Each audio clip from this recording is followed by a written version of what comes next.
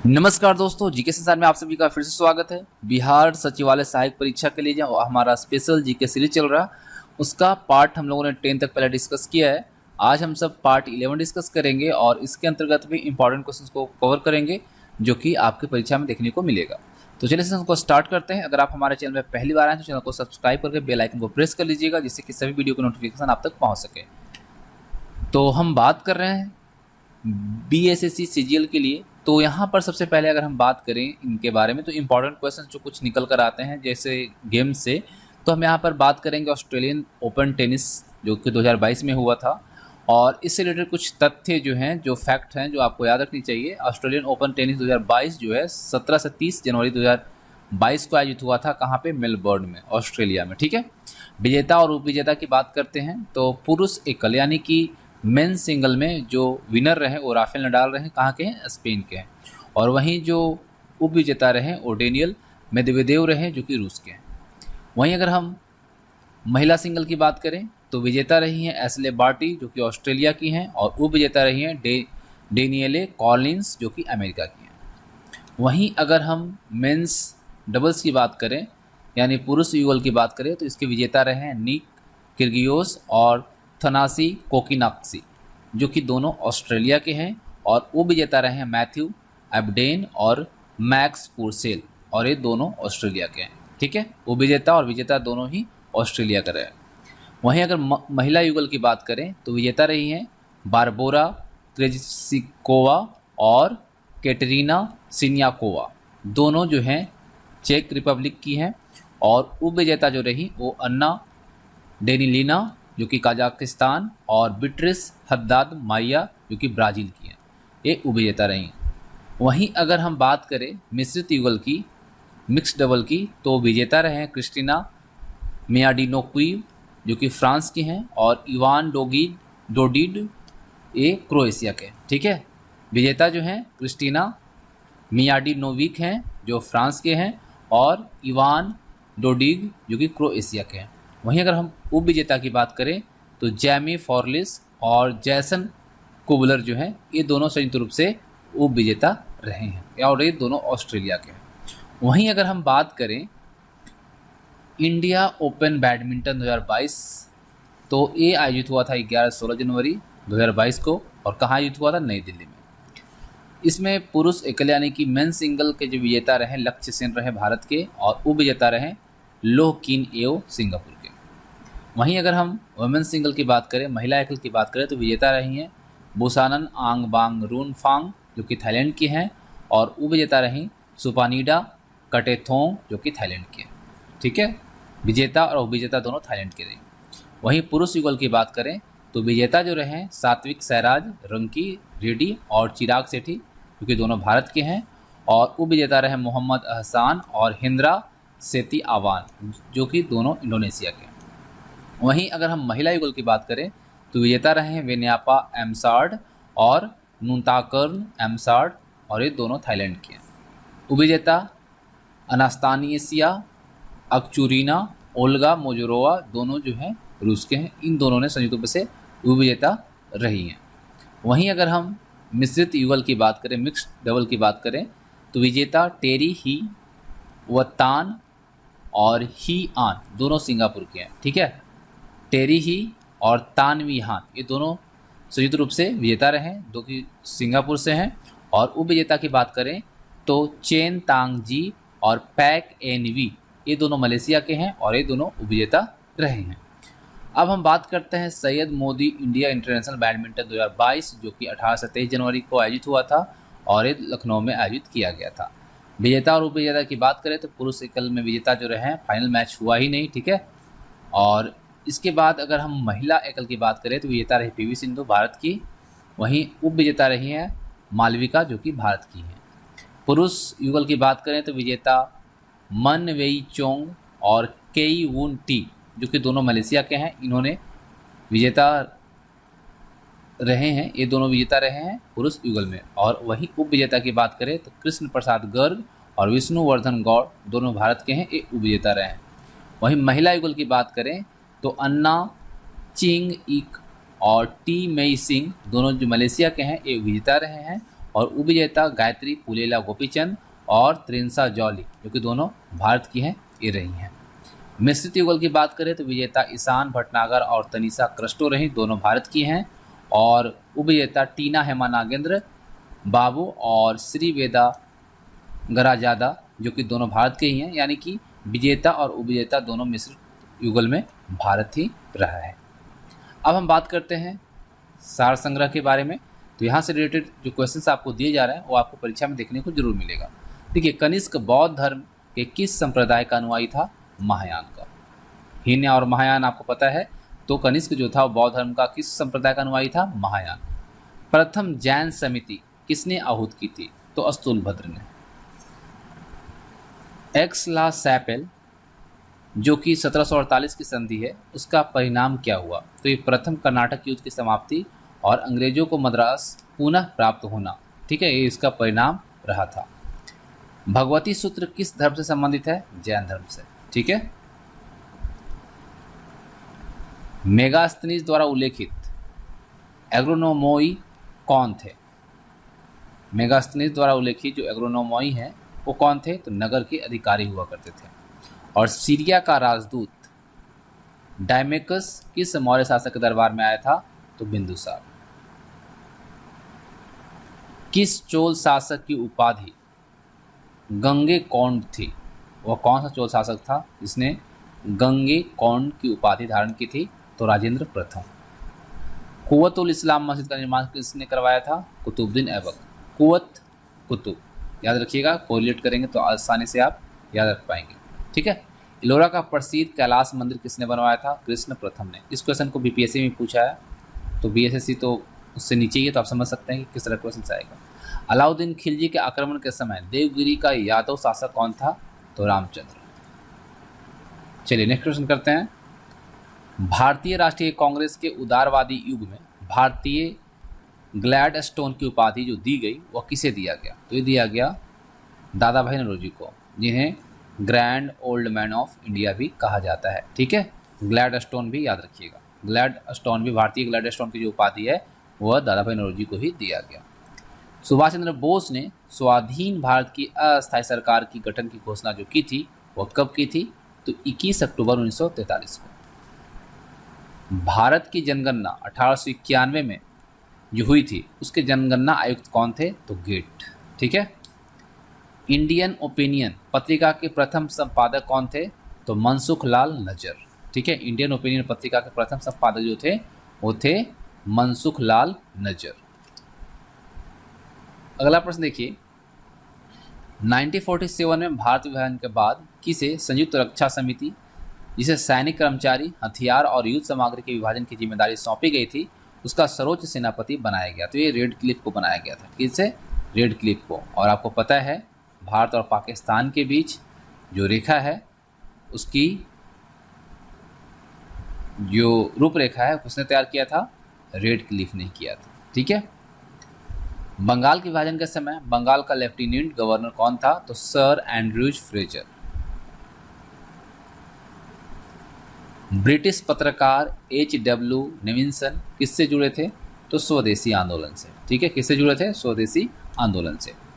जालियांवाला बाग नरसंहार जो कि 1919 में हुआ था, इस पर कांग्रेस जांच समिति की रिपोर्ट के प्रारूप लिखने का कार्य किसे सौंपा गया था? तो महात्मा गांधी को, ठीक है। चलिए,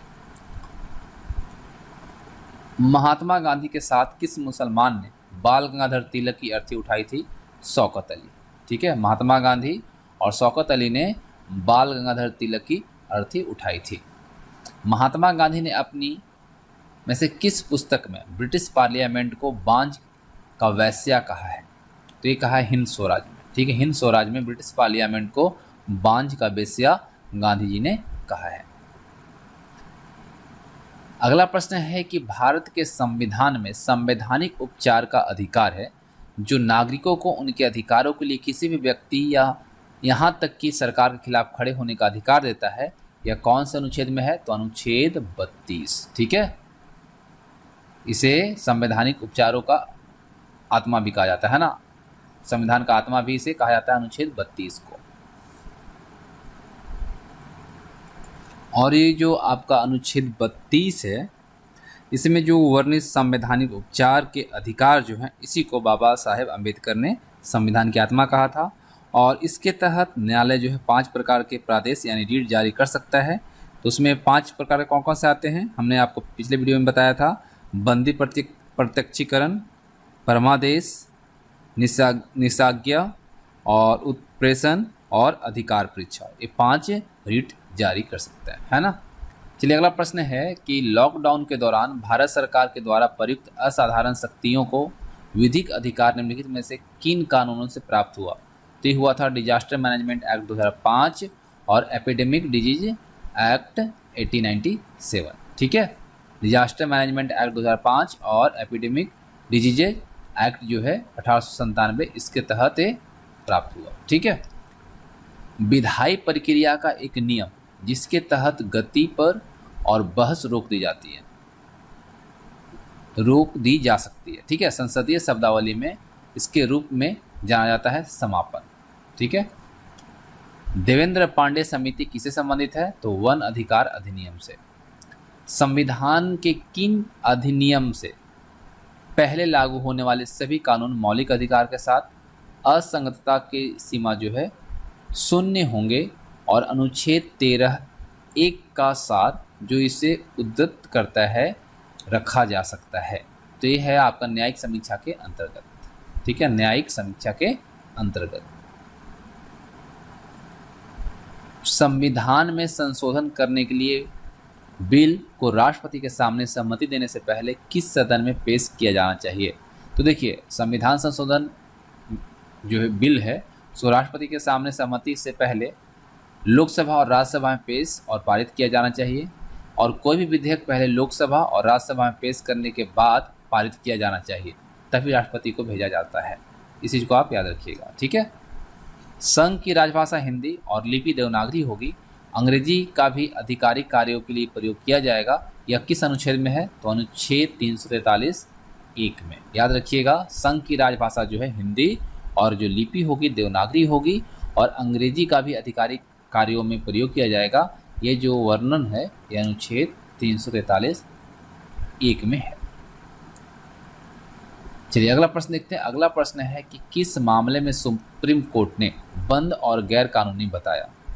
किस मामले में सुप्रीम कोर्ट ने बंद को गैर कानूनी बताया, क्योंकि वो राष्ट्रीय नुकसान के अलावा संविधान के अनुच्छेद 19(1) और 21 का उल्लंघन करते हैं। तो यह मार्क्सवादी कम्युनिस्ट पार्टी बनाम भारत कुमार और अन्य, इस मामले में सुप्रीम कोर्ट ने यह बताया था।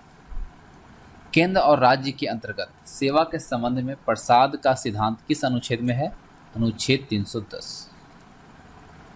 कौन सा मौलिक अधिकार भारत के संविधान की आवश्यक बुराई को शामिल करने के लिए भी जाना जाता है, तो कुछ मामलों में गिरफ्तारी और हिरासत के खिलाफ संरक्षण। ठीक है, चलिए अगला प्रश्न है जो कि भारत से रिलेटेड क्वेश्चन है, ज्योग्राफी का। ठीक है, भारत स्थित है 8 डिग्री 4 मिनट से 37 डिग्री 6 मिनट उत्तरी अक्षांश और 68 डिग्री 7 मिनट से 97 डिग्री 25 मिनट पूर्वी देशांतर के बीच स्थित है। डार्लिंग श्रृंखला ऑस्ट्रेलिया किस तट पर अवस्थित है, तो दक्षिण पश्चिम तट पर। भारतीय संघ की दक्षिणतम सीमा जो है, आपको पता है जो बिंदु है वो इंदिरा पॉइंट है। यह कहाँ स्थित है, तो अंडमान निकोबार में। ठीक है, इंदिरा पॉइंट कहाँ है, अंडमान निकोबार में। भारत का सबसे उत्तरी बिंदु कौन सा है। देखिए, दक्षिणतम सीमा जो है वो इंदिरा पॉइंट है, लेकिन अगर आपसे पूछा जाए उत्तरी बिंदु कौन सा है, तो इंदिरा कॉल। तो दोनों सेम है, तो कंफ्यूज मत होइएगा। इंदिरा पॉइंट जो है दक्षिणतम सीमा है, और अगर आपसे उत्तरी बिंदु पूछा जाए तो इंदिरा कॉल। भारत की सर्वाधिक लंबी अंतर्राष्ट्रीय सीमा किस देश के साथ है, बांग्लादेश के साथ। डुरंड रेखा किन दो देशों के बीच की अंतर्राष्ट्रीय सीमा रेखा है, तो ये भारत और अफगानिस्तान के बीच।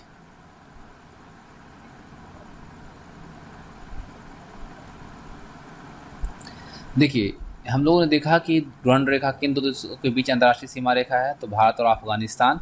लेकिन याद रखिएगा, आधुनिक अभी रिसेंटली बात की जाए जो करंट में है, तो ये किसके बीच है, पाकिस्तान और अफगानिस्तान के बीच। लेकिन 1893 में इसको जो खींची गई थी, जो ये क्या होता था कि जो अफ़गानिस्तान था और ब्रिटिश भारत के जो बीच आदिवासी भूमि जो थी उससे होकर ये गुजरती थी, और इस वक्त भारत और अफ़गानिस्तान के बीच रेखा थी। लेकिन अब क्या है, भारत नहीं बल्कि पाकिस्तान और अफ़गानिस्तान के बीच है। ठीक है, पाक और अफ़गानिस्तान के बीच। क्लियर, कंफ्यूज मत होइएगा। क्लियर, 1893 तक जब ये खींची गई थी 1893 के बाद, तो ये भारत और अफ़गानिस्तान के बीच थी। लेकिन अफ़गानिस्तान भारत जब अलग हुआ तो ये किसके बीच आ गई, भारत और नहीं बल्कि अफ़गानिस्तान और पाकिस्तान के बीच। भारत और चीन के बीच की अंतर्राष्ट्रीय सीमा रेखा कौन सी है, मैकमोहन रेखा।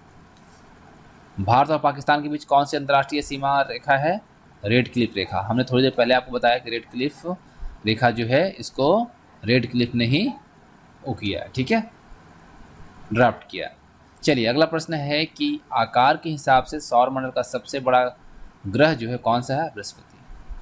और पृथ्वी पर समुद्र तल से गहराई वाला स्थान कौन सा है, तो यह है मारियाना ट्रेंच। क्लियर। चलिए अगला प्रश्न है कि भारत में अवस्थापित होने वाला पहला राष्ट्रीय उद्यान कौन सा है, तो यह आपका कॉर्बेट राष्ट्रीय उद्यान।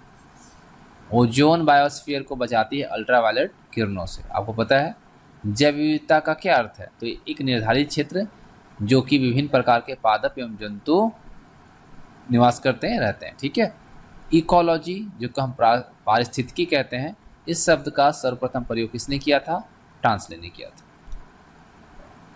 ग्रीन क्लाइमेट फंड बनाया गया, किस लिए बनाया गया भाई, तो जलवायु परिवर्तन से सर्वाधिक प्रभावित होने वाले देशों की सहायता करने के लिए इसे बनाया गया है। पहाड़ों पर काफ़ी नमी व जल होता है, फिर भी यहाँ मरुद्भिद क्यों होते हैं, तो ये ढलानों के कारण पानी बह जाता है और पौधे द्वारा उपयोग में नहीं लाया जाता, इस वजह से ऐसा पॉसिबल हो पाता है। अब प्रश्न कहता है कि वन्य प्राणियों के विलुप्तीकरण का कारण क्या है। जो वन प्राणी हैं वो विलुप्त हो रहे हैं, उसके पीछे रीजन क्या है, तो प्राकृतिक आवास नष्ट होना, वन प्राणियों का अवैध वाणिज्यिक व्यापार और जनसंख्या की तीव्र वृद्धि जो है, ये सभी कारण है वन्य प्राणियों की विलुप्तीकरण का। पारिस्थितिकी तंत्र के पादप और प्राणियों के पारस्परिक संबंध का आधार क्या है, तो यह पोषण संबंध। क्या है, पोषण संबंध। ठीक है, अब देखिए अगला प्रश्न है मोलेम राष्ट्रीय उद्यान कहाँ अवस्थित है, तो ये गोवा में। मोलेम राष्ट्रीय उद्यान कहाँ है, गोवा में है। और अगला प्रश्न है मरुस्थली भवन किसे या किससे होता है, तो ये बहुत उच्च तापमान और कम वर्षा के कारण होता है। ठीक है, मरुस्थली भवन यानी कि डेजर्टिफिकेशन जो है वह किससे होता है, तो ये होता है बहुत उच्च तापमान एवं कम वर्षा के कारण। तो इस तरह से जो इम्पोर्टेंट क्वेश्चन थे यहाँ पे कंप्लीट होते हैं, और उम्मीद करता हूँ आप सबको वीडियो पसंद आई होगी। तो वीडियो को लाइक जरूर कीजिएगा, और कोई भी सुझाव हो तो आप हमें कमेंट बॉक्स में ज़रूर बताइएगा। Thanks for watching.